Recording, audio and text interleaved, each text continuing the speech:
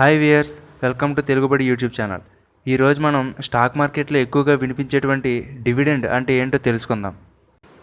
ఏదైనా ఒక కంపెనీ తనకు వచ్చిన లాభాల్లో కొంత భాగాన్ని షేర్ హోల్డర్స్కి పంచడాన్ని డివిడెండ్ అంటారు. అంటే ఒక కంపెనీకి బాగా లాభాలు వచ్చినప్పుడు ఆ లాభాల్లో కొంత తిరిగి కంపెనీ అభివృద్ధికి ఖర్చు చేస్తుంది. అలాగే కొంత భాగాన్ని డివిడెండ్స్ రూపంలో షేర్ హోల్డర్స్కి పంచిపెడుతుంది. అయితే అన్ని కంపెనీలు ఈ డివిడెండ్స్ని ఇవ్వవు, కేవలం కొన్ని కంపెనీలు మాత్రమే ఈ డివిడెండ్స్ని ఇస్తాయి. సాధారణంగా ఈ డివిడెండ్స్ని సంవత్సరానికి ఒకసారి కానీ, 6 నెలలకు ఒకసారి కానీ, లేదా 3 నెలలకు ఒకసారి కానీ ఇస్తాయి. ప్రతి 3 నెలలకు ఒకసారి అన్ని కంపెనీలు తమ క్వార్టర్ రిజల్ట్స్ని అనౌన్స్ చేస్తూ ఉంటాయి. వీటితో పాటే ఈ డివిడెండ్కి సంబంధించిన డీటెయిల్స్ని కూడా అనౌన్స్ చేస్తూ ఉంటాయి.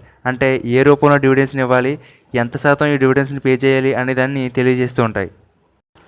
అలాగే కంపెనీ ప్రతిసారి ఒకేలా డివిడెండ్స్ ఇవ్వాలని రూల్ లేదు. ఒక్కొక్కసారి ఈ డివిడెండ్ పాలసీస్ని మార్చుకుంటూ ఉంటాయి. అది ఆ కంపెనీకి వచ్చే లాభాల మీద ఆధారపడి ఉంటుంది. ఒక్కొక్కసారి ఈ డివిడెండ్స్ని ఇవ్వడం కూడా ఆపివేస్తుంటాయి. సరే, ఎలాగో కంపెనీ షేర్ ప్రైస్ పెరగడం ద్వారా మనకి లాభాలు వస్తున్నాయి కదా, మళ్ళీ ఈ డివిడెండ్స్ని ఇవ్వవలసిన అవసరం కంపెనీలకి ఏంటి అనే సందేహం రావచ్చు. కంపెనీలు తమ షేర్స్ని పబ్లిక్కి అమ్ముతాయి. ఇక్కడ ఎంత ఎక్కువ మంది ఆ షేర్లు కొంటే అంతగా కంపెనీ దగ్గర ఇన్వెస్ట్మెంట్ ఏర్పడుతుంది. అయితే ఇన్వెస్టర్స్ కూడా షేర్ ప్రైస్ పెరగడంతో వచ్చే లాభంతో పాటుగా ఈ డివిడెండ్స్ కూడా బోనస్గా రావడంతో ఇలా డివిడెండ్స్ ఇచ్చే కంపెనీల్లో ఇన్వెస్ట్ చేయడానికి చూస్తారు. సో ఆటోమేటిక్గా కంపెనీకి వచ్చే మనీ కూడా పెరుగుతుంది. ఈ విధంగా ఇన్వెస్టర్స్ని అట్రాక్ట్ చేయడానికి కంపెనీలు డివిడెండ్స్ని ప్రకటిస్తూ ఉంటాయి. Next, types of dividend. ముఖ్యంగా ఈ డివిడెండ్స్లో 2 రకాలు ఉంటాయి.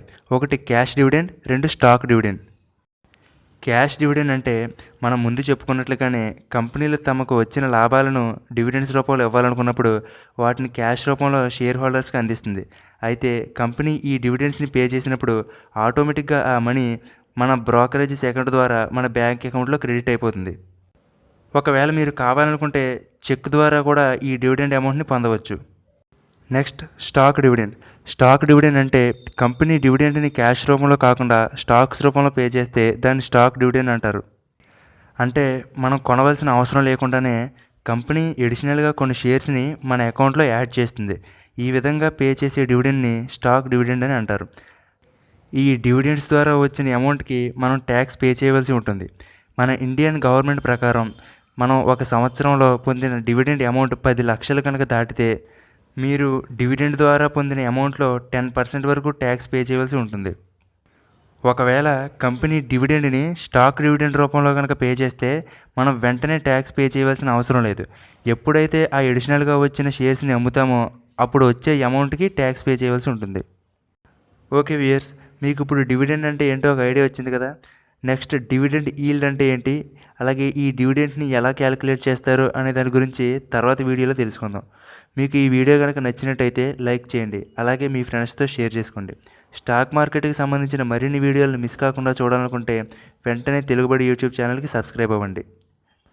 మీకు స్టాక్ మార్కెట్కి సంబంధించి ఎటువంటి సందేహాలు కానీ సూచనలు కానీ ఉన్నా కామెంట్ బాక్స్లో పోస్ట్ చేయండి. Thank you.